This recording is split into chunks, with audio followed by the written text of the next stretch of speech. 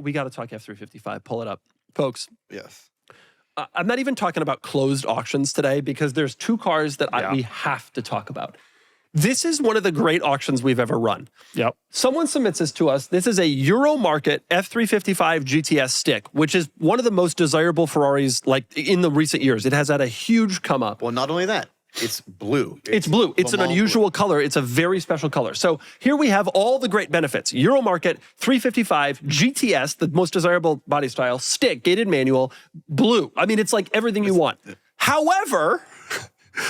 This car has a Mississippi flood title. Yeah. And it's located in Mississippi. Yeah. And so God knows. And it's no reserve, by the way. And I think this is one of the most exciting auctions we've ever run in our entire history of running auctions. Such a desirable car. Who knows what's going to happen? With a flood title. I commented, I think this auction has everything. It's got this gated manual Ferrari special colored GTS, flood title, no reserve. Mississippi is involved. This is it. This is it. This is it. This is it. Now, seller claims car runs. I mean, he drives. He's got videos. Who knows? You know, I mean, it was in a flood. He replaced the fuse box. He said that's all it needed.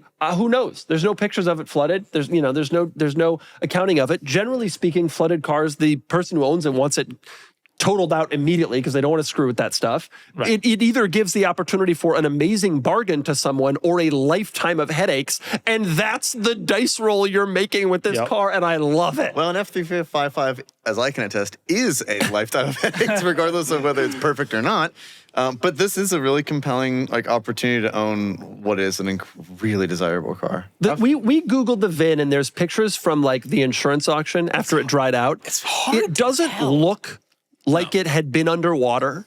Certainly the whole car wasn't. The fuse box was replaced, which is in the passenger footwell, low in the car. Like it could have gotten only a foot of water and damaged that. Even then, we felt the carpets didn't look like they had been submerged. But if you're the owner of a 355 that gets any amount of water, you I would also want to just get the. This is your opportunity to get a retail payout for the car. Right. Yes. Yes. Unless you have Doug do a video on yours, that is your opportunity. This is a complete variable car, but I gotta say, I'm sitting there thinking, I want this thing. I want to roll the dice. I sent it to Hoovie, and I was like, dude, you got to buy this because. Hoovie, if you're watching. This is you. This is just you. This is the best version of this really cool and special car, but also the worst version. nobody knows, and this is you, Hoovie. You got to buy this thing. Totally. And I see the high bid is $69,420, and so I assume Hoovie is the high bidder at the current moment. Are you going to bid? I'm not going to bid. Current bid is not Hoovie, but he's missing out. I told Hoovie to get in on this. He better. Anyway. Quite a desirable car. Where do you think this ends up? I mean, nice ones, non-flood, are 200, 250. For Euros. Euros are a little less, but but they aren't often blue. But also, people don't care as much about GTSs when it comes to Euros because finding a stick GTS is hard enough. The Euro thing is less of a deal now, especially because they're 25 and you can drive them anywhere. California, except Montana. California, You Montana it, nobody cares. Right. But I don't know. I still get a feeling. I was saying yesterday that I expect it brings in the 80s. Oh my God, I'd buy it. I'm saying it brings in the hundreds now. I think it's going to crest 100,000 for sure. I think because it's such an unknown though. I know, exactly. But a good one is 2.5 times more expensive. Right. And you don't get blue. And you don't get blue. So I suspect it's a driver. You ever wanted to drive one? You can. But here's an opportunity. The good ones you're also buying with some expectation of appreciation. And how long do you have to wait for a flood title car to appreciate it? I don't know. Is a stick gated GTS that at 250 really got a lot of legs? I mean, there just aren't that. A lot of them are burned to the ground. One, two. Maybe if there's water. They aren't common. The Bruinetta, which is the most beautiful, we can agree, and the Spider are the least desirable, but the most accessible. They built the most of them. They're around. GTSs just aren't common. Gated GTS in a cool color. I'm telling you, this has it all. This is one of the most interesting auctions we've ever run. If you follow cars like this, it's very interesting. Now, on the subject of Ferraris. Yes. Now, if you want, so this one, a driver. You want one that's a minter? There's another one that we have on the site that is unbelievable. So I flew to Dallas to see this car. And if you get Kenan to fly to Texas, you're if I'm not seeing my relatives, you're asking a lot. And so this car, 1982 3.8 GTSI. Now, you recently drove a 1982 3.8 GTSI. Wonderful little car to drive. Yours had tons of miles, a driver, real driver. This one, I cannot describe to you how perfect Have this you car looked was. at the pictures? No, I Go have to not the yet. interior picture. I mean, it's beautiful on the outside. It should be mentioned. It's only 1,900 miles. Yeah, so 1,000. Yeah, I think when I left it, it was 1,925 when I left it, but still, like, yeah, right around. So the exterior is beautiful, the car's in perfect shape, etc. But the interior, because the thing about 308s, people are going to look at this, people who don't know that well are going to look and say, oh, it's a Ferrari, of course it's nicely kept. But the thing about 308s is a lot of them were used. And so it's very rare that you see a really nice 308 interior. this is it. I've never seen anything like this. I haven't either. I've seen a lot of 308. I mean, to your point, they built over 10,000 of these cars. It was a very successful car for And Ferrari. it's been for a long time the most affordable good Ferrari. And so if you wanted to buy a good Ferrari and use it, you got bought a a 308. And then the seats got creased. Not here. Not this one. Like, you know how picky I am. Everybody knows yes. that. I went around this car with a magnifying glass looking for stuff. And I'm not just saying this because it's on the site. I'm saying this like as an academic. I could not find anything that was wrong with it. Keep going. It's unbelievable. It really is unbelievable. I did a video on this, which you can go and watch on the Cars and Bids YouTube channel. And a lot of people said, I can't stand the cars that aren't driven. And it's like, well, I get that too. But like, the reality of this car is that like, it's nice to have ones that are preserved exactly as they left And the there factory. aren't many 308s. You know, I get when people say that about F40s because every F40 is preserved like that.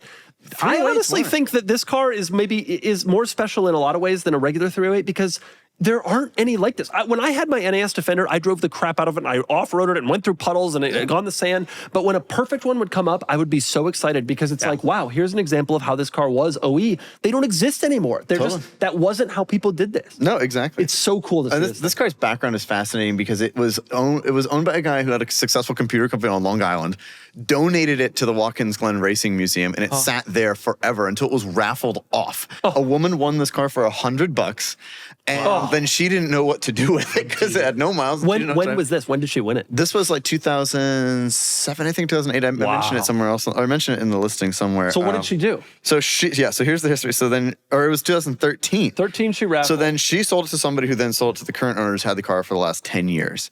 But this car was also like, again, the other things about this car, real quick, just to point out, it has Class K certification, which no 308 Very rare has. for a 308. It's very expensive and hard to do because you have to go to a Class K dealer. They take hundreds of pictures of the car. They take stuff apart to take pictures of it.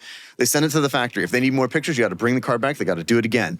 And then all of that goes to the factory. They pull your file out of the archives because Ferrari has every car has a file. They pull it out, check everything against that, and only then can you get Class K certification, which I found out Piero Ferrari still signs all of those documents himself. Piero does? Yeah, which this car has. Enzo's son. Enzo's son. Wow. Wild. But this car has it. It's just crazy rare on these cars. And it's genuinely, I know the driver ones are what we like normally, but I wanted to experience what the hell is this thing like new? And it was sublime. incredible. It still drove great. It was still a lot of fun. It turned me on to I would definitely consider even a GTSI. It's just fun. I will say I'm very curious where it ends up in Same. terms of pricing. Not a lot of comps. No, none. Like none. Because it's an incredibly low, it's a really desirable version of like kind of the lowest version 308 because everybody wants a Vetterazina, the carbureted fiberglass cars, or they want a QV. They don't often gravitate toward this model, but you will not find another one that's like in this condition. So It's the who knows? nicest one, period. It is the nicest But one. maybe not the most desirable. And although 308 version. I put 5 miles on it, I felt so guilty, but it was so good. I know. Same with the Intimidator Monte Carlo. Oh, yes, I also put 3 miles on that. I drove that around and I was like, oh my God.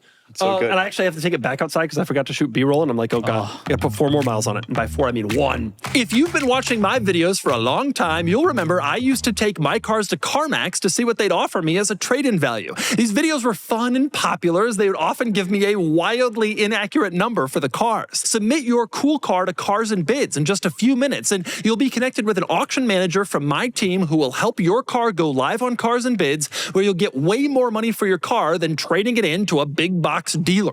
Look at how much these cars sold for on Cars and Bids compared to their trade-in value. Here's a trade-in offer, and this is the Cars and Bids result. Here's a trade-in value and the Cars and Bids result. And this was a trade-in value, and this was the Cars and Bids result. Get started now and sell your car on carsandbids.com.